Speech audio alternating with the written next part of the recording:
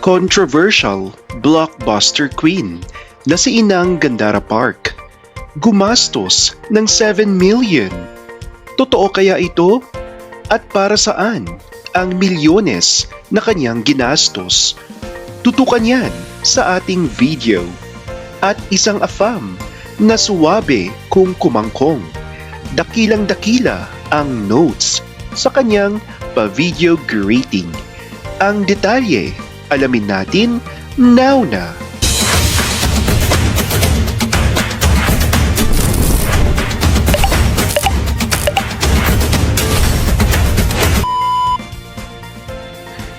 Isang kontrobersyal na balita ang gumulantang sa showbiz world matapos kumalat ang ulat na ang tinaguriang blockbuster queen na si Vice Ganda ay umano'y gumastos ng mahigit 7 million para lamang sa mga Birkin bags sa kanyang kamakailang trip sa Japan.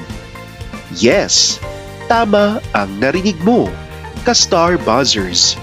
Milyon-milyon para sa luxury bags. Ayon sa mga ulat at social media buzz, namataan si Vice sa ilang high-end boutiques sa Japan kung saan sinasabing nagwaldas ito ng milyones ng mga sikat at ultra-luxury na Hermes Birkin bag. Para sa mga hindi nakakaalam, ang Birkin bag ay isa sa pinaka-eksklusibo at pinakamahal na handbag brands sa buong mundo. Presyo pa lang nito ay nagsisimula na sa million, depende sa size, material at rarity. Hindi naman lingid sa kaalaman ng publiko na matagal ng collector ng luxury items si Vice Ganda. Sa katunayan, ilang beses na rin niyang ibinahagi sa kanyang mga vlog at social media posts ang kanyang love for designer bags, fashion pieces at high-end lifestyle. Kaya naman, para sa kanyang mga fans, hindi na ito nakakagulat, kundi isang deserve moment.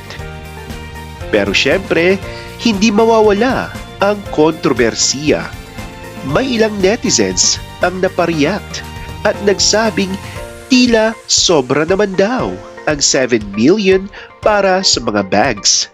Samantalang ang kanyang mga solid supporters ay mabilis na dumipensa.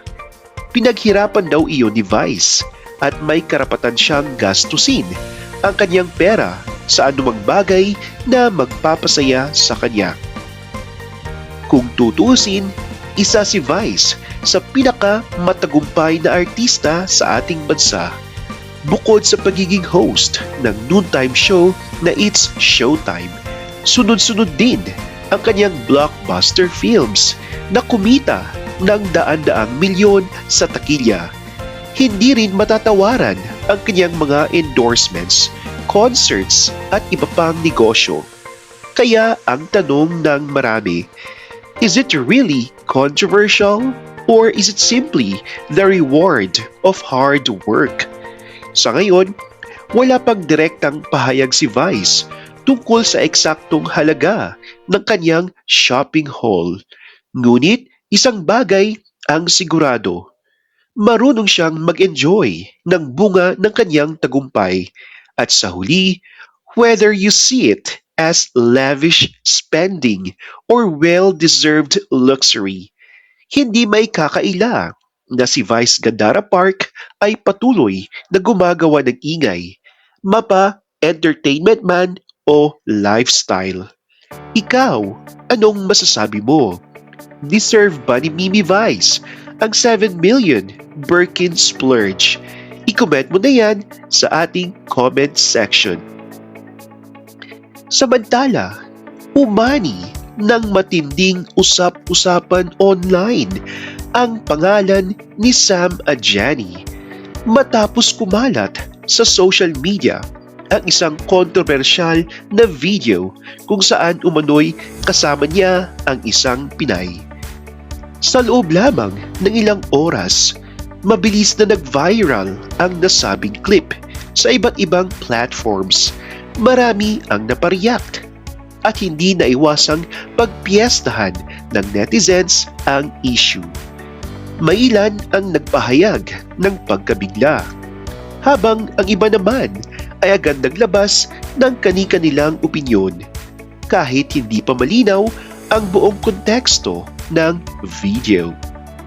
Sa gitna ng kontrobersiya, hati ang opinyon ng publiko. May mga nagsasabing dapat umunong managot ang sinumang sangkot kung may maling nangyari.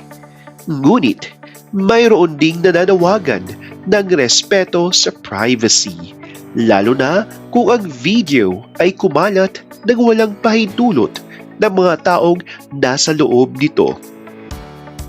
Sa panahon ngayon ng social media, isang click lang ay pwede nang magdulot ng matinding epekto sa reputasyon at personal na buhay ng isang tao. Marami ang nagpapaalala na bago magbahagi o magkomento ay mahalagang alamin muna ang katotohanan at isipin ang posibleng epekto nito sa mga taong direktang naaapektuhan. Sa ngayon, wala pang detalyadong pahayag mula kay Sam at Jenny tungkol sa issue. Habang patuloy ang diskusyon online, ay nananatiling palaisipan sa marami kung ano nga ba ang buong katotohanan sa likod ng viral na video. Sa huli, ang insidenteng ito ay nagsisilbing paalala kung gaano kabilis kumalat ang impormasyon at kung gaano rin ito kabilis humusga sa publiko.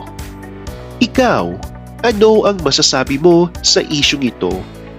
Dapat ba itong pag-usapan o mas mainam na igalang na lamang ang pribadong buhay ng mga sangkot? I-comment ang inyong opinyon at huwag kalimutang mag-like at mag-subscribe para sa iba pang trending updates.